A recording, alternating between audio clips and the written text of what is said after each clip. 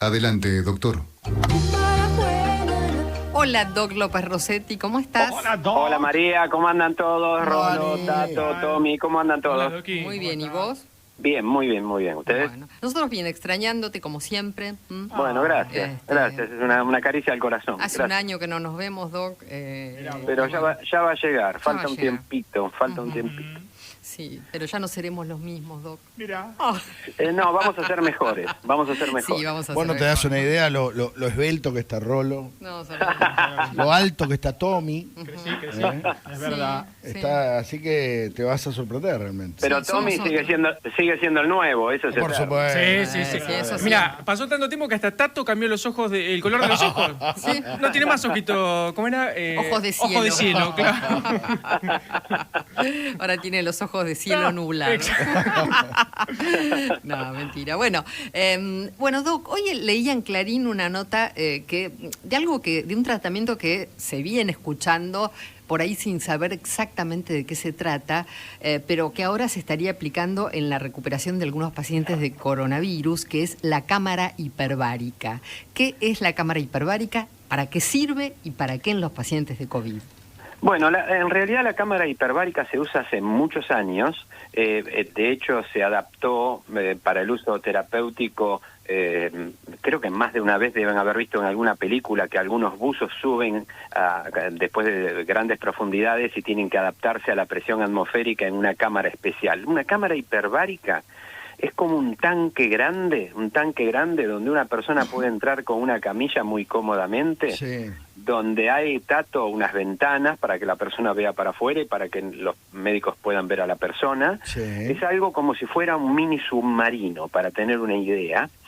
¿Y cuál es el objetivo de la cámara hiperbárica? Hiper es mucho, y bárica viene de presión atmosférica, de presión. Normalmente el aire que estamos respirando en este momento está a presión normal, presión atmosférica. Y tiene un 21% de oxígeno, es decir, 2 partes de cada 10 es de oxígeno, casi todo el resto es nitrógeno, el 78%, y un 1% de gases raros, anhídrido carbónico, xenón, radón, hidrógeno, cosas más raras, menos frecuentes. El 20% es oxígeno. ¿Qué es la cámara hiperbárica?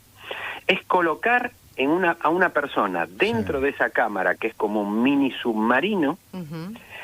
y que el aire que él ingrese no sea aire común, 21% de oxígeno, sino que sea 100% de oxígeno, y que la presión adentro no sea la de una atmósfera, la presión atmosférica que tenemos ahora de estar en cualquier lado, sino elevándola a 1.5 atmósfera, una presión mayor. Quiere decir que la persona ahí adentro va a estar va a respirar un aire al 100% de oxígeno y en una presión mayor. ¿Qué se logra? ¿Para qué? A ver. Se logra oxigenar mejor a los tejidos. Ajá. Cuando vos respirás, Tato, el aire te entra por la nariz, va a los pulmones y pasa a la sangre. La sangre, los glóbulos rojos tienen un pigmento, se llama hemoglobina, agarran a cada molécula de oxígeno, cada átomo de oxígeno, lo agarran de la mano y lo llevan a cada parte del cuerpo, desde la punta del pie hasta el cerebro. Pero el plasma, que es el agua donde están flotando los glóbulos rojos y los glóbulos blancos, de esto que hablamos tantas veces por el COVID, el suero, el plasma, también vos podrías disolver una cantidad de oxígeno ahí a presión, que es justamente lo que esta cámara hace. Entonces, la misma cantidad de sangre que va a llegar a una parte de tejido del cuerpo de un paciente, por ejemplo, y más de una persona que nos escucha en este momento va a decir, sí, yo sé de qué se trata eso, que es el pie diabético, es el problema que se produce de cicatrización en personas con diabetes avanzada, y ese pie diabético produce como úlceras, lesiones circulatorias que son de difícil tratamiento, y que con esto, Tato, vos lográs que los vasos sanguíneos chiquititos que llegan hasta ahí no solamente le lleven oxígeno con los glóbulos rojos, sino disuelto en el agua de la sangre para tener una mayor concentración. Y esto tiene efecto terapéutico en distintas enfermedades, por ejemplo, pie diabético, quemaduras, úlceras, accidentes cerebrovasculares con algunas lesiones cerebrales, Yo he escuchado de atletas que hacen algún tipo de tratamiento con esto. Se ha hecho, mira, hasta se ha dicho que Michael Jackson en un momento hacía eso para rejuvenecer. claro. Sí, para Para no rejuvenecer. envejecer, ¿no? O para no envejecer, no, eso no está probado en lo absoluto para nada, y si así fuera tendría que vivir dentro de la cámara, o sea que no es así. Pero sí es cierto que hay trabajos muy formales respecto a esto, y como no puede ser de otro modo, también se está probando en COVID. Y de hecho en hospitales públicos hay, el Muñiz, que es el hospital de infecciosas, hay, el Santo Yani, hay un equipo de cámara hiperbárica, y en nuestro hospital, en el de San Isidro también, y quien está haciendo un trabajo para publicar es nuestro común amigo, el doctor Ramiro Larrea. Ah, el doctor Larrea, sí, que vino con vos varias veces. Sí, y también ha salido en columnas en los que yo medio me ratié. ¿Cuál es la teoría, Dani? ¿Por qué debería servir o podría servir? Porque en la neumonía del COVID, que se llama, es una neumonía en la cual todos sabemos que cuesta respirar, por eso se usa el respirador, etcétera, esto permitiría en los pacientes leves oxigenarlos con mayor intensidad y evitar que progrese la enfermedad, disminuyendo la posibilidad de intubación, de ingreso a unidad de terapia intensiva, de intubación tato y de consecuente asistencia respiratoria mecánica. O sea que cuando el paciente está agravándose tendrían que hacerle la cámara hiperbárica. Se hace al comienzo, Ajá. Exactamente. Hay que aclarar que es un método que coadyuvante, es un método paralelo al uso de las otras terapéuticas que hoy están en ensayo, algunas muy probadas y que establecidamente ya van a quedar en el arsenal terapéutico, como por ejemplo la dexametasona, o procedimientos que sabemos que sirven como la kinesioterapia respiratoria, cuándo intubar, cuándo no, cuándo internar. Por ejemplo, ahora, dicho sea de paso, se internan menos pacientes leves que el año pasado. Si vos me decís, y creo que la otra vez hicimos una columna en la que dijimos, si vos a la misma enfermedad hoy, el año pasado una persona moría y probablemente hoy no. ¿Te acordás que dijimos esto, María? Exacto, sí. Porque hoy sabemos más cosas. Con humildad, no demasiadas cosas, pero sabemos más cosas. Y eso puede marcar una diferencia. Y también marca diferencia el hecho de que ahora no se internan los que antes se internaban, porque se pueden manejar en domicilio, con lo cual resguardas camas. Claro. A su vez, ¿por qué resguardar camas? Viene un periodo difícil, esto es innegable. En el hospital ya las 14 camas que teníamos en verano para UTIM COVID están cubiertas.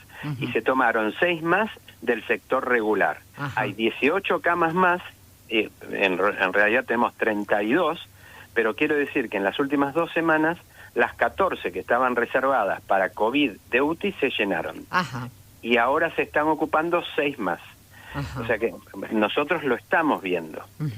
Y también sucede que por eso digo que la pandemia es una historia que se está escribiendo y se va a sacar conclusiones más adelante. A diferencia del año pasado, como todos sabemos, hay más pacientes jóvenes que se enferman. ¿Y que entran a UTI también, Doc?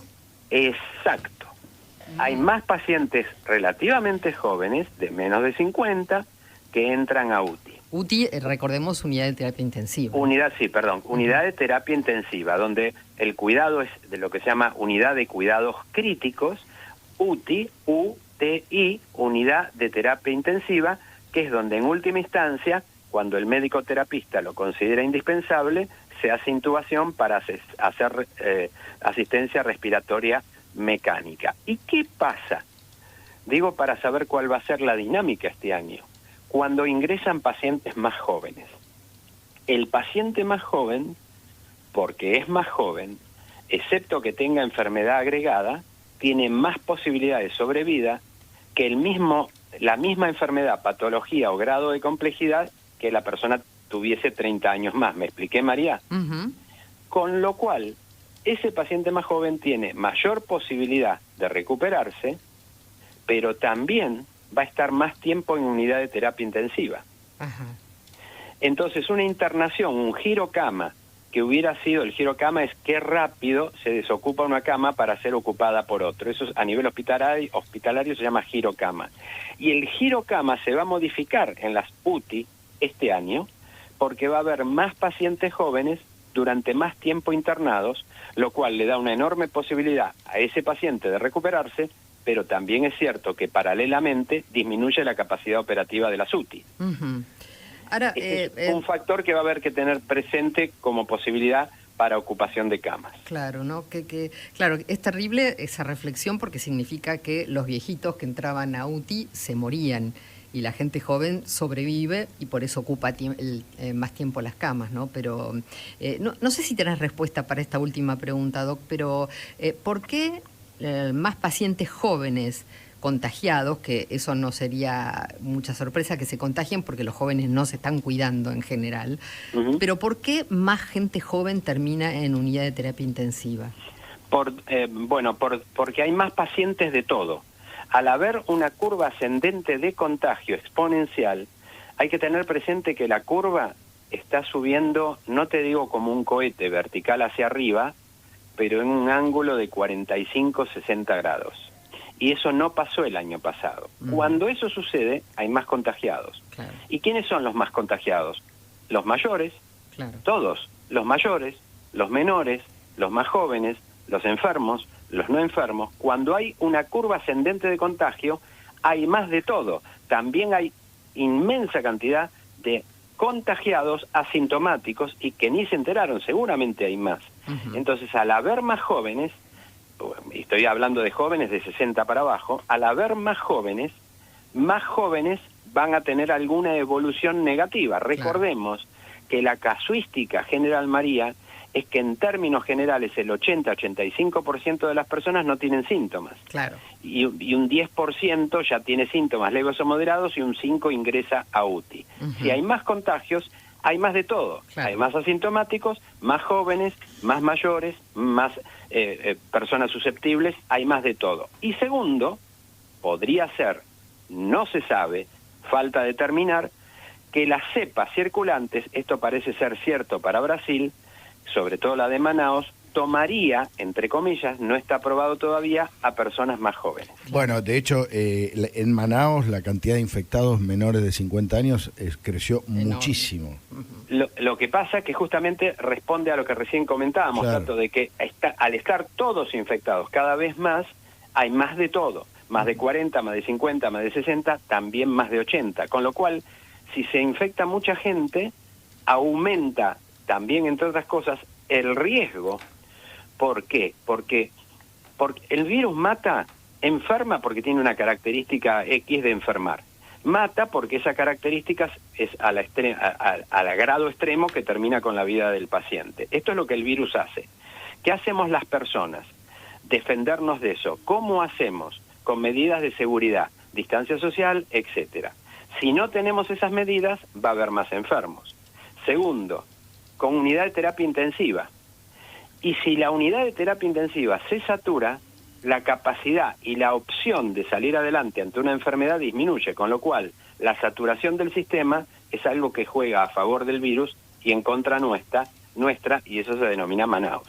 Tal cual. Bueno, Doc, muchísimas gracias como siempre y te esperamos María, el jueves, sí. Quería pasar un avisito que ya falta poco tiempo. Mañana es el Día Mundial de la Salud y en la Facultad de Medicina de la Universidad de Buenos Aires, como todos los años, tenemos una actividad que este año se enriquece por vía online desde las 13 horas hasta las 18, donde da clase el doctor Damín, el doctor Hefner, etcétera, médicos profesionales de primer nivel. Cualquiera puede ingresar, es www.fmed, facultad, F de facultad, medicinamed.ua.ar, y a mí me toca dar estrés y pandemia a las 18 horas. Cuando ingresen a la página de la facultad van a tener un link para YouTube. Y el segundo, si me permitís, María, sé que estoy abusando un poquito, pero ya falta menos, empezamos el otro viernes el curso universitario de Medicina del Estrés y Psiconeuroinmunoendocrinología Clínica, dirigido, que por supuesto es online, de la Asociación Médica Argentina, la Universidad Maimónides y la Sociedad Argentina de Medicina del Estrés, dirigido a médicos de todas las especialidades, psicólogos y profesionales de la salud. Quien esté interesado ingresa a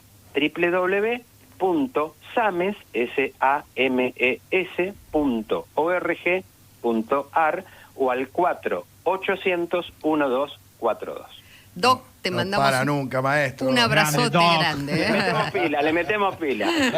Chao, Doc, gracias. Gracias, abrazo.